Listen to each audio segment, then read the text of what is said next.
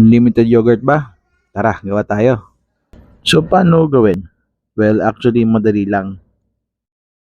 Dalawang ingredients lang. Isang milk, tsaka isang yogurt. Yung may probiotic ha.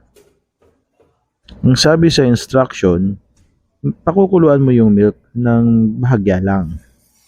So, habang iniinit yung milk, medyo halu-haluin nyo lang para hindi dumikit yung milk sa gilid at tumigas. And after that one, patayin nyo na. At ito pala, ito yung luma kong yogurt. Mga 4 days old na yon. Ilipat natin ang gatas sa isang malinis na container. Yung bilhin yung yogurt, yung may probiotics, gaya ng Nestle yogurt. Ito, palamigin natin ng konti yung gatas, nasa around 40 degrees Celsius.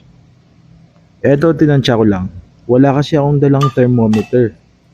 Ngayon, haluan mo ng milk ang yogurt na prepare mo para din makondisyon ang probiotics na nandito. Dahan-dahan yan, ihalo natin dun sa milk na ininit natin. So remember, nasa 40 degrees pa rin to. Ako, usually, sa gabi ko to ginagawa. Ang time kasi para maging yogurt ito ay nasa around 6 to 8 hours na ilalagay mo lang dun sa counter. O kaya pwede din ilagay mo dun, kung may oven kayo, ilagay nyo dun sa ilalim ng oven. Tapos naka-on lang yung ilaw para medyo warm ang paligid niya. Gaya nito. Ito sa may gilid ko lang ng ref nilagay. Tapos sayang ko yan hanggang umaga na. So ito na yung product. Ito na yung yogurt na ginawa ko. So the next morning talagang tinitingnan ko yan kung namuo ba ng konti, para maging yogurt na yung texture niya.